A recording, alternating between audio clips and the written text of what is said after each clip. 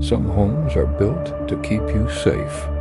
Others are built to remember the screams, the sins, the fire. Tonight, you'll hear the story of the house on Ash Creek, where the land itself never forgot what was buried beneath the soil. So close your doors, dim your lights, and listen.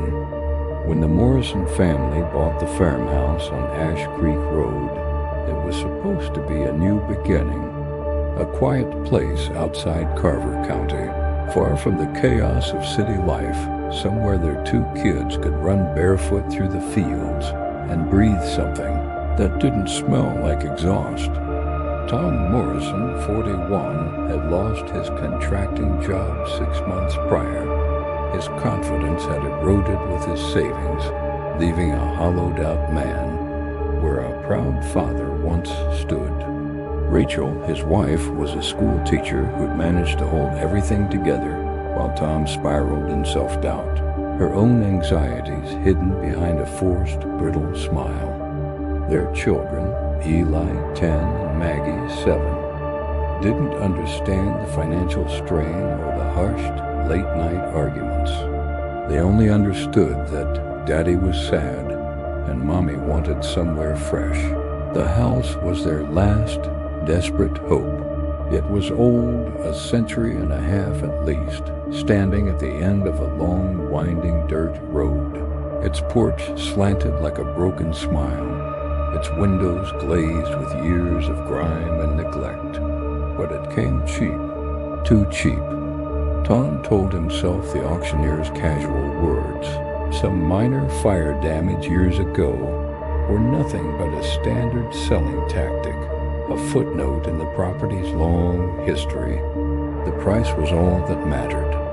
They moved in the following week, their meager belongings swallowed by the cavernous, silent rooms of their new home. It began with the smell of smoke. On their very first night, as the last light of dusk bled from the sky, Rachel tucked the kids into their beds, the unfamiliar silence of the house pressing in on them. Tom stepped out onto the porch to have a cigarette, the nicotine a small, familiar comfort in a world that felt utterly alien. That's when he saw it, a faint orange glow flickering across the vast, dark field. A fire, small, distant, maybe half a mile away, where the corn stubble met the tree line of the creek. He squinted, shielding his eyes from the biting wind. At first he thought it was a bonfire, perhaps some local teenagers. But then he noticed the figure. Someone, a man, was standing inside the flames. Not writhing, not screaming in agony, just standing. A static silhouette against the dancing light, perfectly still. Tom's cigarette dropped from his numb fingers, its small ember extinguished in the dirt. He blinked, his mind refusing to process the impossible sight, and the light went out. The field was plunged into absolute blackness again. The next morning he tried to brush it off, to rationalize the vision. Probably kids, he said to Rachel over a quiet breakfast. Messing around, he didn't mention the figure. But that night, the smell returned. A sharp, acrid scent of something burning, seeping through the window frames. And this time, Rachel smelled it too. When they looked through the grimy kitchen window, the glow was there again, the fire burning in the exact same spot where the cornfield dipped into the creek bed. And once more, a figure stood inside it, a dark sentinel in a sea of impossible flame. Rachel grabbed his arm, her knuckles white. Tom, what if that's someone who needs help? But Tom only stared, his mouth dry, a cold dread coiling in his stomach. That's not possible, he whispered, his voice tight. The fire's not burning the grass. A few days later, while picking up groceries, Rachel met the local pastor at the corner store. He was a kind-faced man with weary eyes. When she mentioned where they'd moved, His friendly expression dissolved, and his face went pale. Ash Creek? He repeated, his voice dropping to a near whisper. That house. It shouldn't have been sold. He told her the story, a piece of local lore whispered in hushed tones for generations. A century ago, the land had belonged to a man named Henry Crow, a farmer known for his temper and his pride. After a devastating harvest failure, Crow was accused of burning his entire family alive in the farmhouse. The townsfolk arriving to a scene of horror had found the fields black with soot and the air thick with the smell of kerosene, but they never found the bodies, only ash and the lingering stench of burnt flesh. They hanged Henry by the old barn, and as his body fell, the wind carried his last chilling words clear across the valley. You'll build over me, and I'll burn again. Rachel came home pale and shaken, the pastor's words echoing in her mind. Tom laughed it off, his skepticism a shield against a fear he refused to acknowledge. You believe that kind of small-town ghost story? He scoffed. But that night, his own unease drove him to the shed. While searching for a shovel, he found something buried under a loose patch of dirt.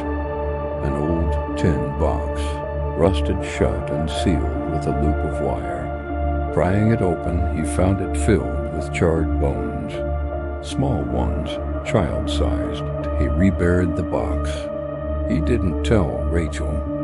Every night, the fire returned, and each night it crept closer. At first it stayed near the creek, a distant, unsettling beacon. Then it appeared by the old property fence. Then at the very edge of their yard. The figure inside it, tall, broad-shouldered, became clearer with every passing night, its form less of a silhouette and more of a defined shape. Tom began to recognize the silhouette, the way it stood with a slight slump to its shoulders, the way it tilted its head as if in contemplation, until one night as they both stood frozen at the window, Rachel saw it too and gasped, a hand flying to her mouth. Tom, she breathed, her voice filled with a horrifying recognition. It looks like you. Tom stopped sleeping. He'd wake up at 3 a.m. every night, drawn to the window as if by a magnetic pull, and stand there, staring out into the oppressive dark. The fire would be waiting for him, patient, glowing like a single malevolent eye. Sometimes it would flicker twice, a slow, deliberate pulse, as if it were breathing in the cold night air. Eli, their son, began drawing pictures, disturbing crayon sketches of the house, the field, and a black stick figure standing in a swirl of red and orange flames. When Rachel, deeply unsettled, asked him about the drawings, he replied with a chilling matter-of-factness. Daddy stands in the fire every night. Rachel's voice trembled as she tried to correct him. Sweetheart, Daddy's right here in the house with us. No, Eli said, not looking up from his paper. The other Daddy. One evening, Rachel found Tom in the basement, frantically digging at the stone foundation with a crowbar. What are you doing? She cried, the sound of metal on rock echoing in the damp space. I heard something, he said, his voice raw, his eyes wide and unblinking. Under the floor, he'd already uncovered a patch of the old foundation, blackened, scorched stone. When she leaned closer, she smelled it, the deep, nauseating scent of burnt wood and rot, a smell that seemed to emanate from the very bones of the house. Rachel begged him to stop, her plea swallowed by his frantic, obsessive digging. He found another tin box. This one held a human jawbone, its teeth black with soot, and a small metal tag stamped with the letters H. Crow. That night, the fire blazed right outside their bedroom window, so close they could feel the phantom heat through the glass. Rachel screamed for the kids, but the air inside the house was thick, choking, heavy with the smell of smoke where there was no fire. The wallpaper began to blister and peel from the walls, and somewhere, far out in the yard, a voice whispered through the wind, a sound carried on the night air. "You built over me." Tom stumbled outside, his mind unraveling, blinded by the impossible heat and light. He saw himself, or rather, the thing that wore his shape, standing inside the flames. Its eyes were hollow pits of darkness. Its skin seemed to melt and reform again like hot wax.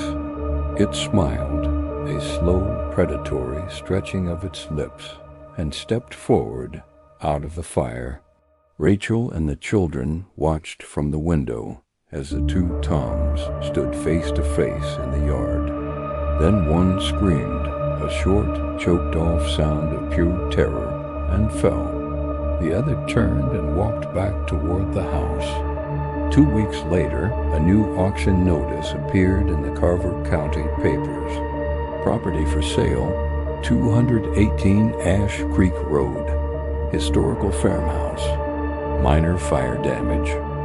A man in a dark coat signed the papers the next morning.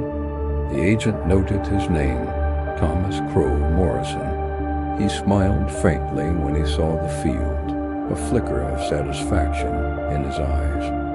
That night, the fire returned to its proper place, a distant glow by the creek, and in the dark reflection of the window, Rachel's eyes were hollow embers, waiting, burning, remembering.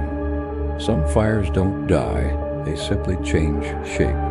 They take the form of guilt, of memory, of blood passed down through the soil. And on Ash Creek, the fire still burns. Because some families aren't haunted. They are the haunting. Thank you for listening. I hope you enjoyed that story. If you did, please subscribe DarkWhisper AI. Leave a comment. The next episode will be up soon. Don't miss.